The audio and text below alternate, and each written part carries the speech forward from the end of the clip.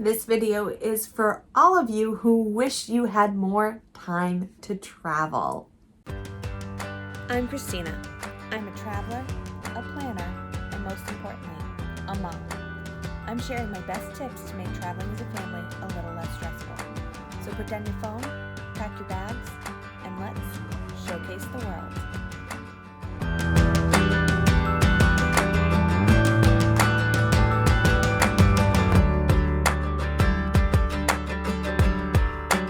You would not believe how many times I hear, oh, I wish I had the time to travel, or I'm just not in the season of life where I can travel right now.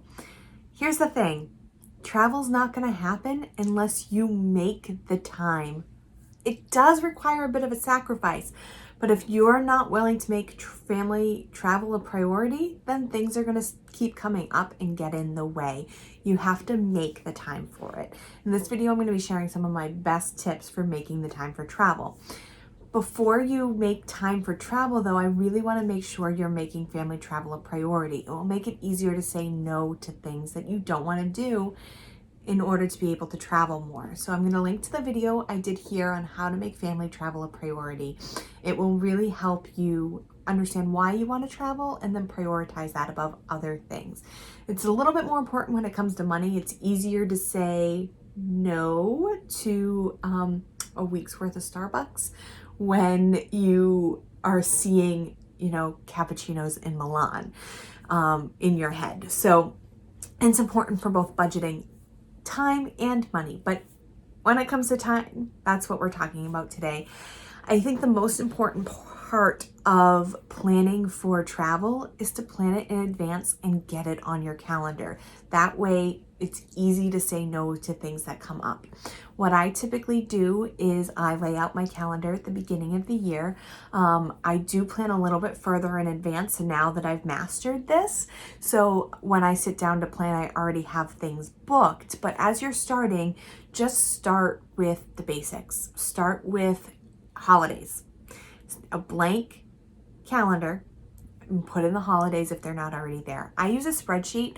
I think that the spreadsheet is a little bit easier for me to see everything at a glance so that I don't have a huge wall calendar behind me in my small little office, and I don't have to flip to see everything all in one place. So I like to use a spreadsheet. I color code the different events. I'll put a link below to that spreadsheet so that you can get access to it if that's something that you're interested in and seeing how I'm doing it.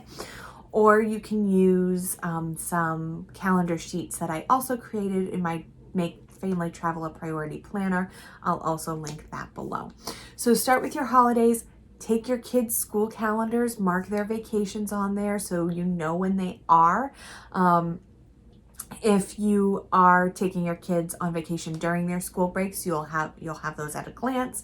If you are trying to avoid school breaks, then you can also see when those are, those school vacation weeks. If you are taking your kids out of school, I'll link to a video I did on the best tips for doing that. That will really help you. It's really, if you have a child who is struggling a little bit, but you still want to take them out of school, then it's always recommended to take them out at the beginning of a grading quarter as opposed to the end of a grading quarter. So if that's important, make sure that you're putting that into your travel plan so you know when the beginning of the grading quarter starts, so you know the best time to take your kids out of school.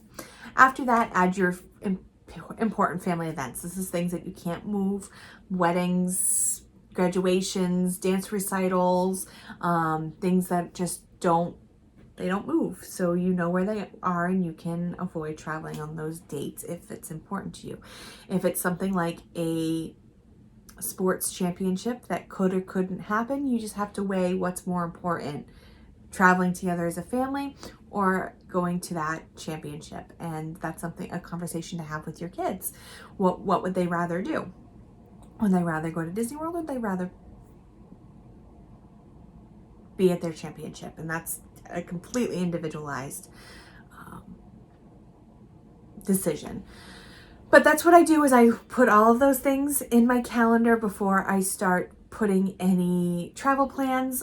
So you can see if you did inadvertently plan some travel over any of those events, you can move them before your final payment deadline. Then I go in and I add any planned travel, anything that I have planned, already booked, I put that in. After that, I layer in my busy work periods. So this is important in order to be able to really disconnect. It's not like you just have a vacation planned and work's going to be really busy and you're going to be on your phone the whole time. It defeats the purpose of a vacation. Just know you're a better employee when you are rested and relaxed and refreshed. A lot of times that's where some great ideas come from, when you're not thinking about work. So you're able to better serve your employer, better serve your clients, whatever type of job that you're in, if you are well refreshed. So being able to really disconnect from work is really important. So putting in your busy periods. I don't like to travel in January. January's wave season for the travel industry. I also don't like to travel at the end of June, which is when Disney usually releases their packages for the following year, so that I'm able to better disconnect. So if Disney does release a promo while I'm on vacation, I will work, but I don't want to be planning my trip if that's when they traditionally will release those things. If you are in sales or finance, end of quarter is never a good time. So if you can find a week that lines up with your kids' beginning of their grading period and your beginning of quarter, then you are golden. But this will help you visualize everything and find the best time to travel. Then you can start looking at, where do you have blocks of time? So you have your holidays, you have your important family events, you have your busy work periods and your school vacations, all of those laid out so you can see it. Now we'll just look where you have a bunch of white, and that's where it's going to be the sweet spot for you to plan your vacation. Block your big vacations. Once you look at your calendar, you want to make sure that you are taking the next action. So find the best time, then ask your boss for the time off. Put down your deposit so you lock in the rates. You want to plan early so that you're able to lock these in, and so that you're more likely to take your trip. If you're going to sit around waiting around for a good time, it's never going to happen. You have to make that time happen. After I block in my big vacations, I then like to pencil in little weekends. So, quick trips for myself to get away to the spa for a girls' weekend, or a couple's getaway for myself and my husband to reconnect, or a quick little getaway with my daughter, if that's something that we can fit into the schedule. So I like to put them in at the end of crazy season. So we talked about those busy work times. So I like to do a getaway myself the first week of February, because it's after the crazy busy season and I'm able to get away and just refresh from that. Or after the kids go back to school, a nice little couples getaway is always really fun. Our anniversary is September 10th, so we like to go away around then. I pencil those in because they are flexible. If that weekend doesn't end up working because there is a recital, then I just switch it to a weekend that's around there that's open. So that's why I pencil those in.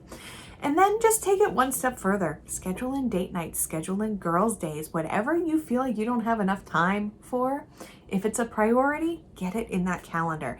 Something that I learned is my girlfriends, we would probably get together once or twice a year because we would just wait until everyone was free. Well, the year that we sat down in December and mapped out every single day we were going to meet for the next year, we saw each other 8 times that year. These are my high school girlfriends. There's 4 of us. We're all busy schedules. So really hard to get us all together. But when we scheduled all 12, obviously things came up. One of us had a baby, someone else has a wedding that comes up that you have to go to, then, you move it. Or if you're unable to move it, the next one's scheduled. And that's what made the difference for us, is we would wait until the next time to get together to schedule something, and then the next time wouldn't happen, so we just never would reschedule.